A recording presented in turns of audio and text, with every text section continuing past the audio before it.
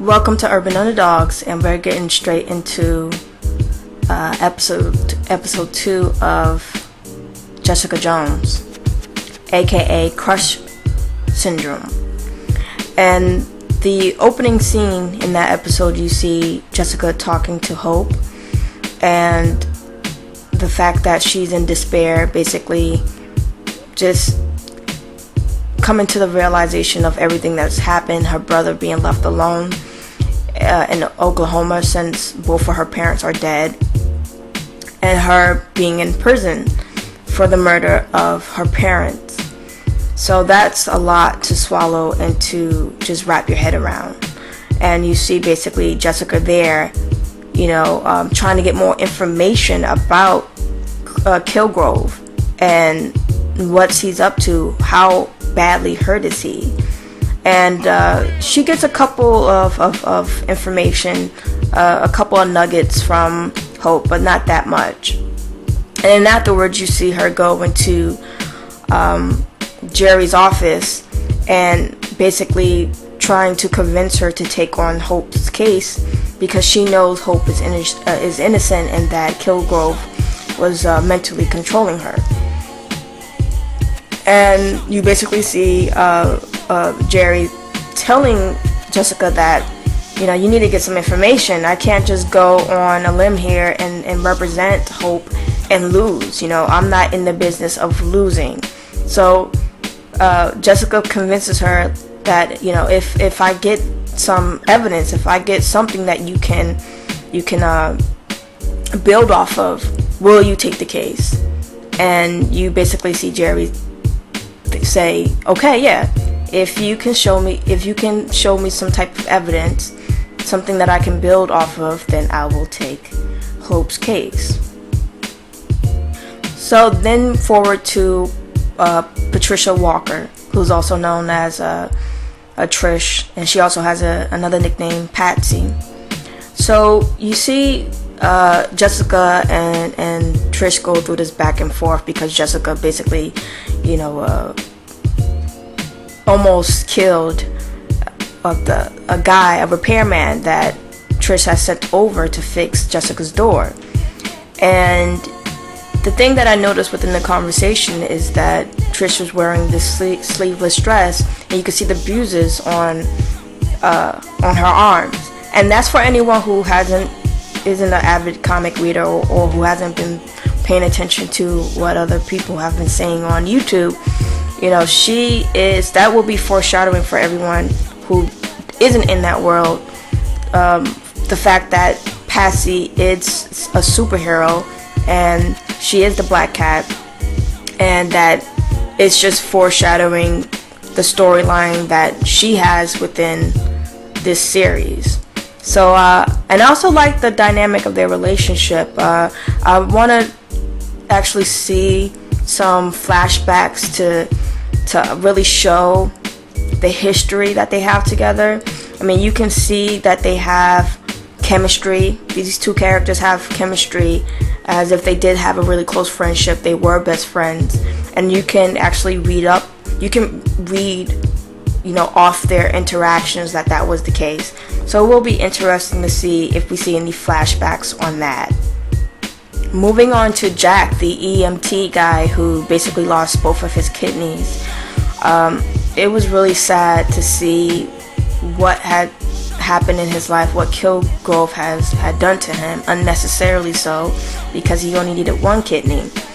But it's just really heart-wrenching to see him in the state that he's in, and him wanting Jessica to kill him. His mother, I know she loves him, but you can tell he just doesn't want to live anymore. He feels there's nothing to live for, and he feels basically he's in hell, right now, and he would rather die. You see that his mom is basically super religious, and that she is really annoying, and that's just putting it nicely. Again, I know his mom really loves him, but it's just the whole situation with his life is really sad. And a part of me actually was wishing that, Jessica ended his misery then and there. Now, we know that she got Jack's location by, posing as a nurse and getting the information off the computer, eventually leading to Jack's location. And from there, she finds the machine that basically Jack's life support was indeed given to him by a professor. And that is a piece of evidence to finding Kilgrove. To finding Kilgrove. And basically you see her rush to the professor after figuring out that he's now, he was a doctor, but now he's a professor teaching college students.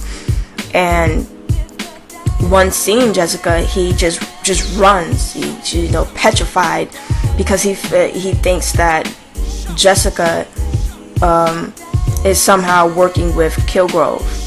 Because once Jessica catches up to him, he tells her that he had pictures of you everywhere. He's obsessed with you. And that's basically one of the reasons why he ran. He believed, either she's working with him or she's going to bring Kilgrove to his doorstep, and he's really petrified. But you see Jessica tell him, hey, you're going to call Jerry and tell her what happened. You need to set this straight. You need to basically help Hope get out of this situation, because if he didn't save Kilgrove's life, all the events that take place afterwards wouldn't have occurred. On the flip side, if Jessica actually double checked to make sure that he was dead, then none of the events after that would have taken place, and the doctor wouldn't have saved Kilgrove's life. So that is actually more on Jessica's shoulders than anyone else for not double checking. I really like the bar scene where after the female she was investigated came to her door and basically had her little rant and let her know that her husband was going over to jump Luke with his rugby buddies. Jessica runs down to the bar to help out, and through that whole altercation she realizes that he has powers as well, and Luke realizes that she has powers, and you could tell the surprise that they had within their eyes. But at the same time, when the fight was over, you see them just leave whatever they were feeling, or their curiosity or thoughts or confirmations just was left there at the bar. And Luke basically telling Jessica, get out of here. I also forgot to mention that Hope did drop one of Jessica's secrets out, and just brought it there out in the open to Jerry. And now she knows that this is really personal for Jessica. This is why she wanted her on the case, not only to help Hope, but she was also a victim to Kilgrove's powers. And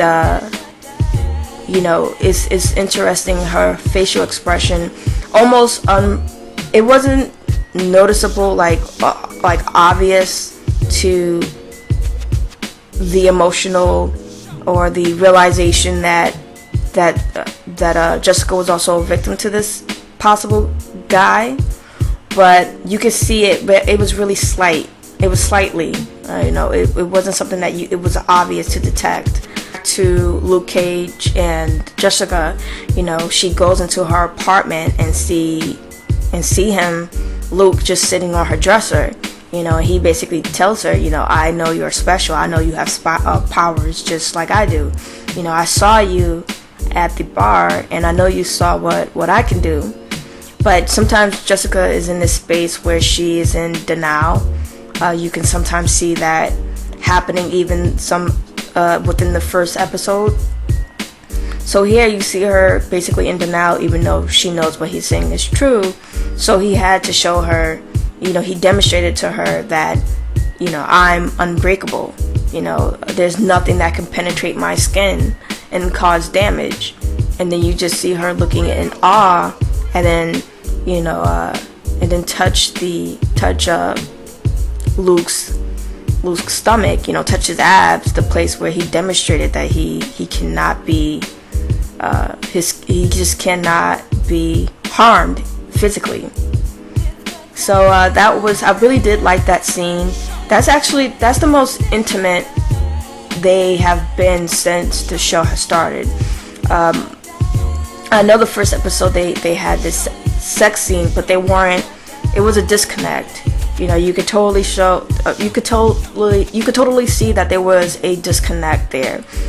But in this particular scene, they had way more intimacy, and I can definitely see them developing an intimate relationship. So that was great to see. And overall, episode 2 of Jessica Jones was a very solid episode. I can't believe I'm forgetting. We finally get to see Kilgrove when he goes into this apartment 12B and basically just takes over the whole place, the whole apartment. You see him tell the kids, after he stepped on a little boy's toy, tell them to get inside the closet, even though the little girl had to use the bathroom. So she mentally is forced to go into the closet where she urinates on herself, and you see her urine basically becoming a puddle outside of the closet. And then she goes to the mother comes to him and say, "And what are you doing?" And he basically does his mind control bit and basically gets the parents to set up dinner for him. They were already cooking anyway to set up dinner, but basically set it up for him. And you just see them go into this small talk, and it cuts off from there. So this episode again was solid. I really enjoyed it, and I would love to hear your guys' commentary. So just leave a comment below and let me know what you think.